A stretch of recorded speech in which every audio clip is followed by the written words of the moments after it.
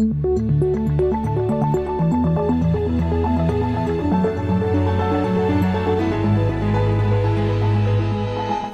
This Morning.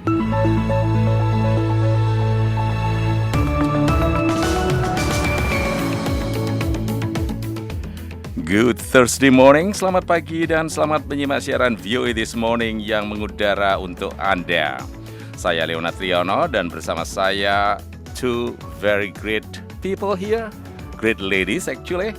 Pertama Made Yoni sebagai produser dan Kila Williams sebagai teknisi kami pagi ini. Dan kami sangat gembira mengantarkan acara ini edisi Kamis 11 April 2024.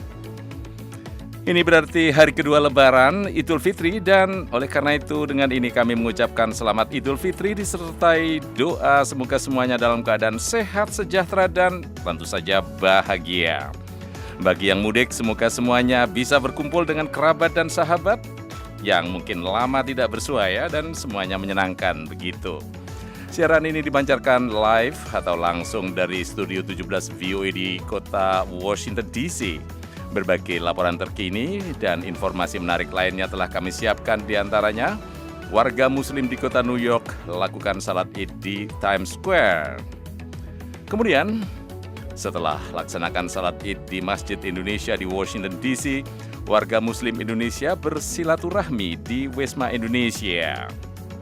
Pendengar, Anda juga bisa menyimak siaran ini melalui streaming langsung di website kami di www.voaindonesia.com atau melalui podcast VOA This Morning.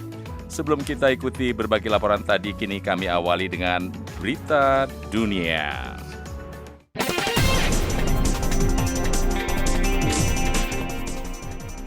Presiden Amerika Joe Biden menyampaikan ucapan selamat Idul Fitri melalui platform X yang sebelumnya dikenal sebagai Twitter. Saat keluarga-keluarga dan komunitas muslim berkumpul untuk merayakan Idul Fitri, mereka juga merenungkan penderitaan yang dirasakan banyak orang. Pikiran saya tertuju pada mereka di seluruh dunia yang mengalami konflik, kelaparan, dan pengungsian, termasuk di tempat-tempat seperti Gaza dan Sudan, kata Biden. Sekarang adalah waktunya untuk berkomitmen kembali pada upaya membangun perdamaian dan membela martabat semua orang, tambahnya. Idul Fitri bagi umat Islam yang merayakannya, ya selamat Idul Fitri katanya di Amerika maupun di seluruh dunia. Saat keluarga dan teman-teman berkumpul untuk berbuka puasa, kami berdoa agar refleksi pengorbanan dan komunitas yang dipersembahkan pada bulan suci Ramadan membawa harapan baru, pungkasnya. Prime Minister Mr. Kishida, welcome back to the White House. 日本とアメリカの人々、アメリカ軍に神のご加護がありますように。 Presiden Amerika Joe Biden memuji Perdana Menteri Fumio Kishida atas kepemimpinannya yang berani saat ia menyambut pemimpin Jepang tersebut ke Gedung Putih hari Rabu untuk melakukan pembicaraan mengenai situasi keamanan yang sulit di kawasan Pasifik dan untuk jamuan makan malam kenegaraan yang mewah. Kunjungan resmi Kishida melengkapi sambutan hangat pemerintah Amerika terhadap para pemimpin Quad, kemitraan informal antara Amerika, Jepang, Australia, dan India, yang menjadi fokus Gedung Putih untuk ditingkatkan sejak Biden menjabat. Seperti dikatakan oleh para pejabat pemerintah, mereka menginginkan hubungan yang paling penting ini langgeng. 共通の価値とコミットメントにより結びついた両国の協力は今やグローバルなものとなり Perdana Menteri Kishida mengatakan Jepang akan bergandengan tangan dengan Amerika dan bersama-sama kita akan memimpin dalam mengatasi tantangan di kawasan Indo-Pasifik dan dunia sambil tanpa kenal lelah terus mengembangkan hubungan, tambahnya. Kishida juga mengumumkan bahwa Jepang memberikan 250 pohon sakura atau cherry kepada Amerika untuk menandai ulang tahun Amerika ke-250 pada tahun 2026. The Voice of America. Pemimpin tertinggi Hamas Ismail Haniyeh mengatakan pada hari Rabu bahwa Israel telah membunuh 3 putranya dan 2 cucunya dalam serangan udara di jalur Gaza.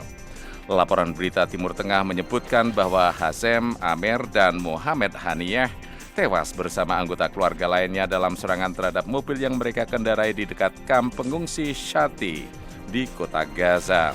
Ismail Haniyeh yang kini tinggal di Qatar berasal dari Shati. Dia mengonfirmasi kematian syahid ketiga putra dia dan beberapa cucunya dalam sebuah wawancara dengan saluran berita televisi Al Jazeera, tetapi mengatakan bahwa kematian itu tidak akan mempengaruhi tuntutan kelompok militan tersebut dalam perundingan gencatan senjata dengan Israel. Media Hamas melaporkan 2 cucu Haniyeh tewas dalam serangan itu dan cucu ketiga terluka. Israel mengukuhkan telah melakukan serangan yang menewaskan putra pemimpin Hamas tersebut dan mengatakan bahwa mereka semua adalah anggota sayap bersenjata kelompok militan itu. Hamas mengatakan pada hari Selasa bahwa pihaknya sedang mempelajari proposal gencatan senjata Israel, tetapi proposal tersebut keras pendirian. Hamas menuntut Israel menarik seluruh pasukannya dari Gaza dan mengakhiri perang, namun Israel menolaknya. Pemimpin tertinggi Taliban yang tertutup pada hari Rabu menolak kompromi apapun pada pemerintahan Islam garis kerasnya di Afghanistan, meskipun ada kritik global yang terus-menerus dan seruan agar dia mengakhiri pembatasan besar-besaran terhadap perempuan. Hibatullah Akhundzada berpidato dan memimpin ribuan jamaah dalam salat Idul Fitri di Masjid Pusat di kota Kandahar, Afghanistan Selatan untuk menandai berakhirnya bulan puasa Ramadan. Jika ada yang punya masalah dengan kami terbuka untuk menyelesaikannya, tapi kami tidak akan pernah berkompromi dengan prinsip kami atau Islam. Pada saat yang sama, kami berharap Islam tidak akan diremehkan, kata Akhundzada dalam pidato berbahasa Pashto yang disiarkan oleh stasiun radio milik pemerintah Afghanistan.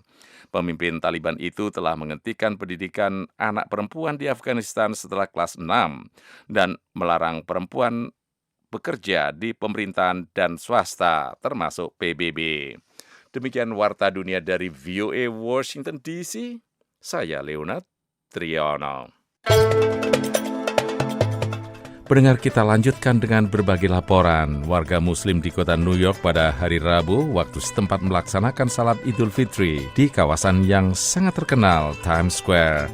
Berikut laporan Randy Wicaksono dari New York.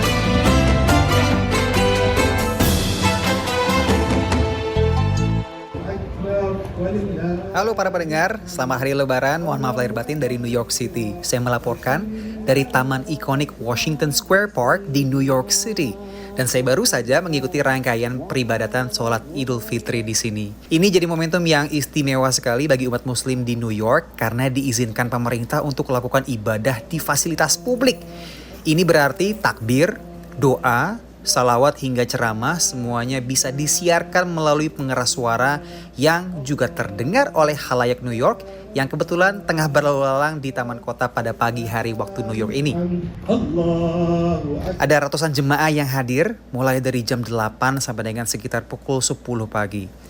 Mereka sholat dan kemudian lanjut saling bersilaturahmi dengan teman-teman perantauan mereka di sini. Dilanjutkan dengan berselfie ria dengan ikon-ikon yang ada di taman ini. Di antaranya adalah para mahasiswa Indonesia di New York yang saya wawancarai. Termasuk Kashfil Warid dan juga Nadita Putri, mahasiswa NYU yang baru tiba di New York pada tahun lalu. Bedanya sama sholat di Indonesia mungkin karena di sini pakai bahasa Inggris, satu. Sama sangat beragam banget sih orang-orangnya, jadi very diverse. Terus juga nanti akan ke KJRI juga buat makan-makan juga sih. Gitu. Mau makan seberapa banyak hari ini? Sebanyak-banyaknya ya, kalau bisa akan aku makan semua yang ada di sana nanti. Washington Square Park sendiri adalah taman kota yang jadi favorit warga lokal. Sehari-hari, taman ini ramai oleh warga untuk berplesir dan juga bercengkrama bersama. Usai sholat, diaspora Indonesia umumnya lanjut berburu rendang dan ketupat di rumah-rumah diaspora lainnya. Dan juga di Konsulat Jenderal Republik Indonesia di New York yang kebetulan juga menyelenggarakan open house dibuka untuk umum. Pendengar, pemberian izin untuk ibadah di tempat umum seperti ini juga menjadi simbol toleransi terhadap umat muslim yang semakin berkembang di Amerika. Kita ingat, pasca peristiwa 9/11 dulu, umat Islam kerap jadi target Islamofobia. Kini Islam semakin familiar khususnya untuk warga New York. New York City sendiri punya konsentrasi umat Islam terbesar di Amerika Serikat. Dari New York, saya Reni Wicaksana, kita kembali ke studio VOA di Washington DC.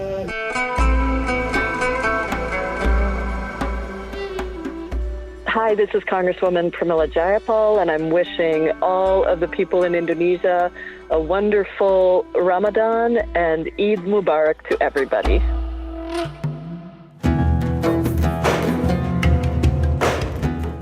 Diaspora Indonesia di Washington DC berkumpul di kediaman Duta Besar RI untuk AS, Wisma Indonesia untuk bersilaturahmi di hari Idul Fitri. Jurnalis VOA Rifan Dwiastono berada di lokasi untuk melaporkan situasi selengkapnya. Pendengar, di lokasi saat ini saya berada di Wisma Indonesia, kediaman Duta Besar Republik Indonesia di Washington DC. Ratusan diaspora Indonesia mengunjungi acara Halal Bihalal sekaligus silaturahmi Idul Fitri 1 Syawal 1445 Hijriah. Mereka berdatangan untuk saling bermaaf-maafan, bersilaturahmi dengan Wakil Duta Besar Republik Indonesia Sade Bimantara, dan tentunya ikut menikmati hidangan khas Lebaran yang disajikan untuk para tamu yang berdatangan ke sini. Tadi ada ketupat sayur, ada opor ayam, ada rendang, dan masih banyak lagi. Nah, banyak orang yang datang ke sini tadi langsung setelah mengikuti sholat Id, yang kalau di Amerika biasanya digelar dalam beberapa gelombang. Ini untuk mengakomodasi jemaah yang biasanya jumlahnya lebih banyak dari tempat penyelenggaraan sholat Idnya. Dan juga untuk mengakomodasi mereka yang masih harus bekerja di hari Idul Fitri. Mengingat Idul Fitri di Amerika ini bukanlah hari libur nasional seperti di Indonesia. Nah, salah satunya saya sendiri. Tadi saya datang ke Wisma Indonesia ini langsung setelah mengikuti sholat Id gelombang ketiga di Imam Center, Masjid Komunitas Indonesia di area Washington DC. Nah, meskipun suasana silaturahmi di sini di Wisma Indonesia penuh sukacita, namun secara umum warga Muslim di Amerika sedang sangat prihatin akan nasib warga Palestina di jalur Gaza di tengah perang Israel-Hamas yang masih terus berkecamuk. Banyak warga Muslim di Amerika yang marah pada pemerintahan Biden atas kebijakannya di Gaza, di mana Amerika memasok persenjataan ke Israel untuk mendukung upaya Israel menumpas Hamas di Gaza. Meskipun dalam beberapa waktu terakhir, Amerika tanpa segan menunjukkan rasa frustrasinya terhadap operasi militer Israel di Gaza yang memakan banyak korban sipil. Nah, lewat platform X yang sebelumnya dikenal dengan nama Twitter, Presiden Amerika Serikat Joe Biden sendiri mengucapkan Selamat Idul Fitri dan mengaku turut berempati pada penderitaan yang dirasakan warga Gaza di hari suci ini. Beberapa hari yang lalu di tengah pemboikotan yang dilakukan oleh para tokoh Muslim di Amerika, Gedung Putih sendiri menggelar pertemuan kecil dengan segelintir tokoh Muslim untuk berdialog. Dan tidak seperti tahun lalu di mana Gedung Putih membuka pintunya lebar-lebar untuk merayakan Idul Fitri, bahkan menyebut kantor sekaligus rumah presiden itu sebagai rumah masyarakat Muslim Amerika juga. Tahun ini pemerintahan Biden belum berencana membuat acara perayaan serupa. Pendengar, demikian laporan saya dari Halal Bihalal Wisma Indonesia di Washington DC. Saya Rifan Dwiastono, kita kembali ke studio VOA.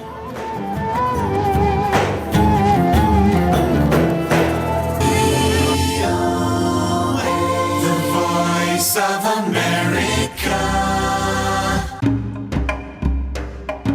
Pengungsi Palestina yang tinggal di kamp tenda di Rafah tidak bisa merayakan Hari Raya Idul Fitri sebagaimana biasanya pada Rabu 10 April yang menandai berakhirnya bulan Ramadan.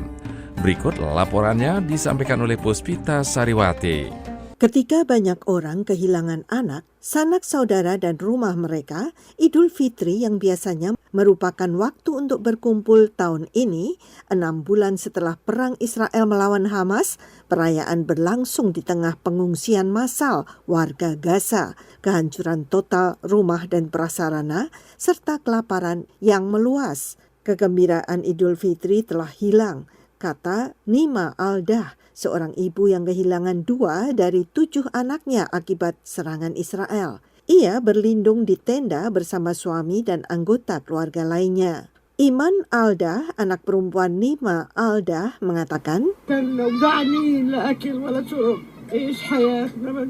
kami belum terbiasa dengan kehidupan ini dan tidak akan terbiasa. Kami hanya berusaha. Idul Fitri datang tanpa ada baju baru dan tidak ada uang yang diberikan untuk anak-anak. Juga tidak ada kegembiraan, katanya. Idul Fitri yang jauh dari rasa sukacita juga dihadapi orang-orang Palestina di kamp pengungsi Jabalia di Gaza Utara. Seorang pengungsi di sana mengatakan,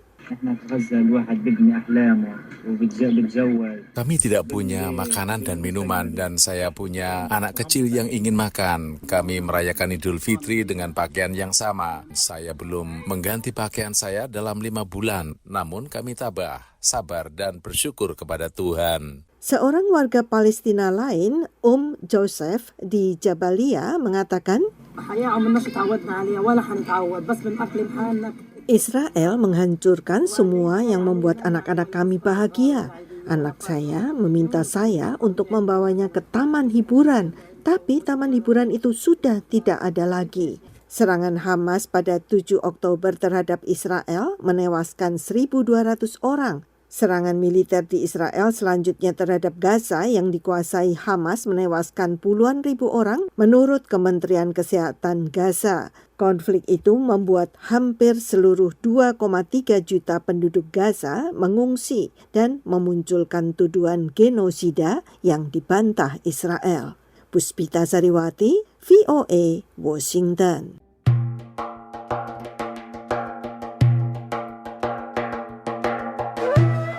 Saya Sade Bimantara, Wakil Duta Besar Indonesia untuk Amerika Serikat, mengucapkan Minal Aidin wal Faizin, selamat Hari Raya Idul Fitri. Mohon maaf lahir dan batin.